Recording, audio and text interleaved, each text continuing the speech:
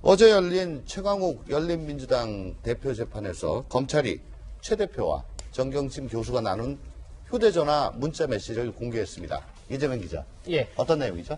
예, 최강욱 대표가 개인 로펌에서 사실 허위로 증명서를 발급했다 하더라도 그 자체를 문제삼기는 어렵습니다. 그것이 대학 입시에 쓰였을 때 그러면 그때 이제 업무방해죄가 성립되는 거죠. 바로 검찰이 어제 그 증거를 이제 제시한 겁니다. 지금까지 최강욱 대표는 내가 발급한 인턴 확인서가 조 장관 아들이 입시에 사용한지 몰랐다 이렇게 주장했었는데 어제 검찰이 밝힌 문자 메시지를 보면 정경심 교수가 최강욱 대표한테 인턴 확인서를 잘 받았다 이렇게 보냅니다. 그랬더니 최강욱 대표가 합격하는데 도움이 됐으면 좋겠습니다. 그리고 다시 정경심 교수가 연대 고대를 위한 것인데 그러니까 연대 고대 대학원 진학을 위해서 필요한 건데 어쩜 좋을지라고 보냅니다.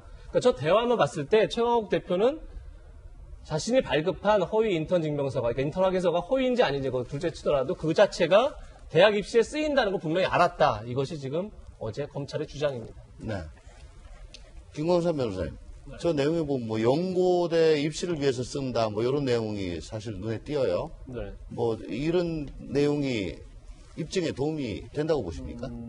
이제 일단 이제 검찰에서 이제 최강욱 의원이 청와대 공직기강 비서관 있을 때 이제 조사하려고 했는데 이제 최강욱 그 당시 비서관이 이제 거부를 해서 조사를 못했다 이제 이렇게 얘기를 하고 있잖아요. 네. 얘기하는데 이제 그런 것 같아요. 지금 혐의 자체가 2017년도 1월부터 10월 사이에 최강욱 의원이 근무했던 로펌에서 이제 인턴을 했다는 그 확인서를 조전 정경심 교수한테 줬고 이것이 입시에 이제 쓰여졌다. 그런데 사실 이제 로펌에 인턴을 한 적이 없다는 거죠. 정경심 아들 조 씨가.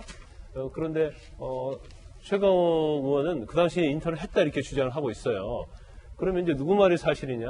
이제 검찰은 그런 거죠. 그 당시에 이제 문자 메시지를 들이대면서 여러 가지 정황으로 보면 근무 안 한 게 맞다. 그 중에서 약간 결정적으로 들이대는 것 중에 하나가 만약에 그 당시에 지금 2017년 5월에 로펌에서 근무하는 식으로 인턴 증명서를 보내줬는데 그 당시 문자 메시지 보면 오랜만에 아들 조 씨의 목소리를 들었다는 취지의 문구가 있어요.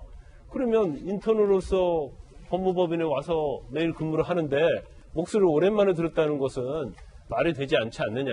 이게 검찰 측의 주장이고 이제 증거로 낸 거기 때문에 뭐 이게 사실은 최강욱 의원에게는 굉장히 불리하게 작용할 가능성이 크다고 봐요. 그런데 이게 이제 불리하게 작용한다 하더라도 첫 번째 이제 허위냐 아니냐 이게 굉장히 첫 번째 관문이고 그러면 만약에 허위인 것이 드러났다 그걸 전제로 한다 하더라도 이게 입시에 쓰여질 걸 알았느냐 이제 문자를 보면 뭐 이렇게 아는 것처럼 보입니다.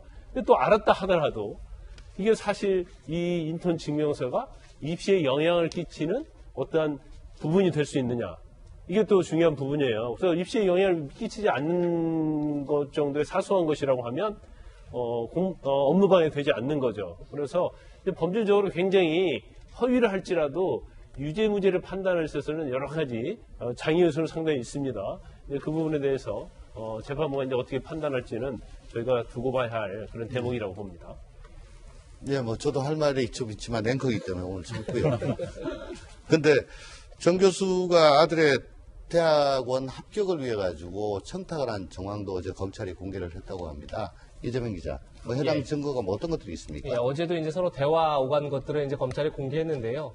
그러니까 2017년도에 연대 고대 대학원을 진학을 합니다. 근데 그 과정에서 그 전에 청탁이 있었다 이게 이제 검찰 주장이고요. 그에 앞서서 그러니까 조국 전 장관 가족끼리의 채팅방이 있는데 그 안에서 합격 발표가 이루어지기 일주일 전에 미리 서로 축하하는 그런 대화가 있다는 겁니다. 그 얘기는 결국은 누군가가 합격에 힘을 쓴 거 아니냐 이런 이제 증거가 될 수 있다 이렇게 검찰은 주장하고 있는 거죠. 그리고 이제 그 전에 청탁이 이루어졌다 이런 걸 이제 검찰이 밝힌 건데 어떤 내용이냐면 정경심 교수가 서울대에 있는 한 교수에게 지금 아들이 2번이나 이제 대학원에 떨어지면서 군대에 가게 생겼다 이렇게 얘기를 하니까 그 교수가 자기가 아는 교수에게 얘기를 해서 추천해 놓겠다. 그러면 이제 아무래도 합격하는데 도움이 되지 않겠느냐 이런 식의 대화를 했다는 거고 그 뒤에 실제 이 서울대 교수가 그 자기가 얘기했던 해당 대학 교수에게 얘기한 거 자기가 이제 추천을 했다는 사실 자체는 본인도 인정을 합니다. 근데 다만 문제는 그것이 정말 합격에 어떤 영향을 미쳤느냐 거기에 대해서 서울대 교수는 얘 친구가 찾아와서 그냥 상투적으로 얘기를 전했을 뿐이다. 그래서 그쪽에서도 대수롭지 않게 받아들였고 실제 통화한 교수들이 면접에 참여하거나 대학원 합격에 영향을 미치지 않았다 이렇게 또 검찰 주장하고 그러니까 법원에서 주장하고 있어서 실제 이게 어떤 청탁의 증거로서 아까 김광현 교수님 변호사님 말씀하셨지만 이게 실제 대학원 입시 어떤 부정 입학 이런 곳을 연결될지는 좀 지켜봐야 될 것 같습니다. 저는 이게 사법적 처리 문제를 떠나서 나와 있는 정황 증거들을 보면서 젊은 청년들이 느끼는 허탈감과 박탈감은 그대로 계속 이어질 수밖에 없다는 생각이 드는데요. 여기 문자 메시지 중에 하나에 2번 떨어지고 나니까 군대 끌려가게 생겼다라는 얘기.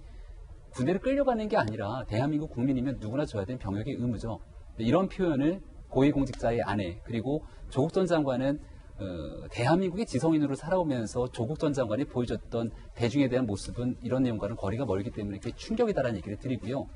여기 이제 가족들 4명이 모여있는 단체 이 대화방에서 합격 일주일 전에 뭔가 이 통보를 암시하는 듯한 내용들을 바탕으로 이 문자 메시지가 대화방에 내용들이 오갔다고 하는데 그렇다면 어떤 경로로 이와 같은 일들이 이루어졌는지를 밝히는 것도 굉장히 중요할 겁니다. 대학원에 입학하게 되는 이 한 명 한 명의 젊은 청년들의 노력을 바라보면은 조국 같은 아빠, 정경심 교수 같은 엄마를 두지 못한 청년들의 상대적 박탈감이 너무 커질 수밖에 없다는 이런 세간의 여론에 대해서 현 집권 여당과 정부는 좀 깊이 새기는 계기가 됐으면 좋겠다는 생각도 듭니다.